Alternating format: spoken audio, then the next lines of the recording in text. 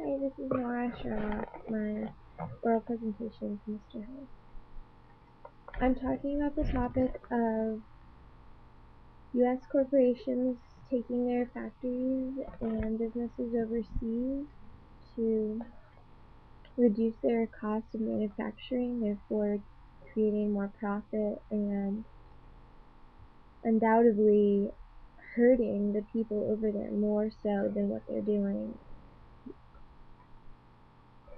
than the benefit of making cheaper goods for Americans.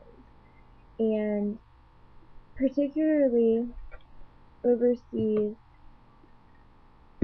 there are laws in places like China for pollution, smokestacks, and the cost of the requirements that the law has are much weaker and much less severe than the ones that American government officials create for these companies. And particularly companies like Nike have the largest sweatshops worldwide, where they're paying and giving harsh working conditions for children, for people with families, and they're paying them so minimum when they charge for one pair of shoes sometimes over $100 a pair, and those shoes cost less than $20 to make, and the people making them are getting paid much less than minimum wage here in America. This is a major problem. This is unethical. This is a violation of human rights to the people that created our government and made America standing on integrity and the foundation of freedom and human rights, unalienable rights. And the process for our industrial revolution was hard. It wasn't easy. It's not something that comes to these third world countries easily, but it's wrong for Americans to take advantage of that because they're greedy and because they want more competition. Competition runs our free market, yes, it does. It is a huge factor in how great this free market can be for America and all the good things that it does for making cheaper goods for individuals such as myself. These are good things, but it's not good when it's overseas and the people that it's hurting. And just because we don't hear about these things doesn't mean it doesn't happen. And it doesn't mean that they're just lucky to have a job. They are lucky. They're blessed to have the opportunity to work for a big company who's gonna give them some benefits and give them money and a weekly paycheck and be reliable in that sense. But we know and we expect different conditions and different requirements, for our own. Like, we have minimum break. We have a minimum wage.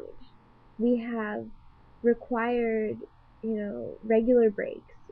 There are many laws about how old you have to be to work and how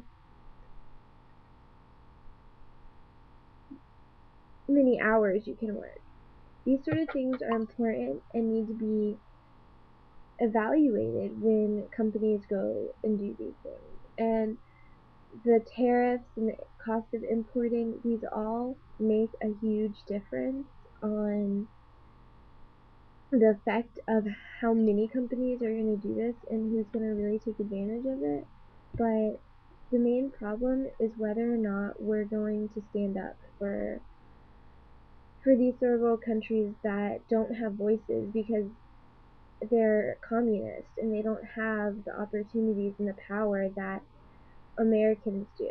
We run by the fact that we have the right to freedom of speech and freedom of enterprise. We can be entrepreneurs. We can go out and say that we want to start a business and do something to make us successful.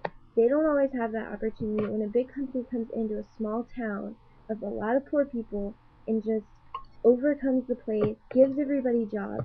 who's going to stop and say no? Who's going to stop and say, well, what you're doing is wrong? They're going to take over. They are the ones with the money. Money runs everything. And I just really hope that this makes sense and doesn't sound really stupid, but I want, global economy. I want those changes, and I think that it's doable.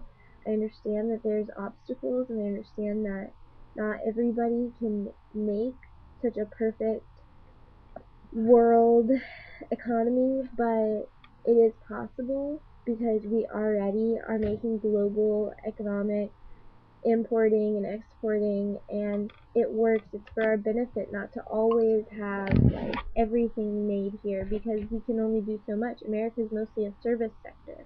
We provide services more than we do goods.